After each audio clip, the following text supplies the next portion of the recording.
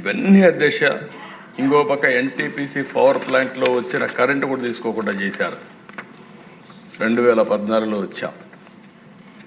ఇవన్నీ అధ్యయనం చేస్తే చాలా బాధేసి, నేను వచ్చినప్పుడు 22.5 మిలియన్ యూనిట్లు కరెంటు కొరత రాష్ట్రంలో 2014లో.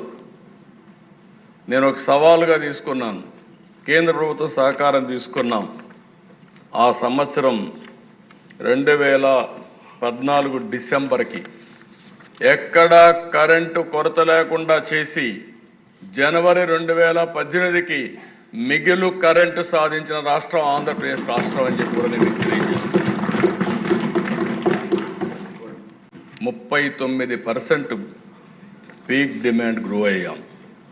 6,784 మెగావాట్ల నుంచి 9,453 మెగావాట్లు పెంచుకున్నాం. కన్జంప్షన్ కూడా 36% పెరిగింది. 40,000 మిలియన్ యూనిట్స్ ఉంటే 55,000 మిలియన్ యూనిట్స్ పెంచాం. ఇంకో పక్కన అధ్యక్ష మీరు చూస్తే per capital consumption all India level 17% పెరిగితే మనం 23% పెంచుకున్నాం. మొట్టమొదటిసారిగా సోలార్ విండ్ 7,700 మెగావాట్లు ఉత్పత్తి చేసిన ఏకైక రాష్ట్రం ఆంధ్రప్రదేశ్ రాష్ట్రం.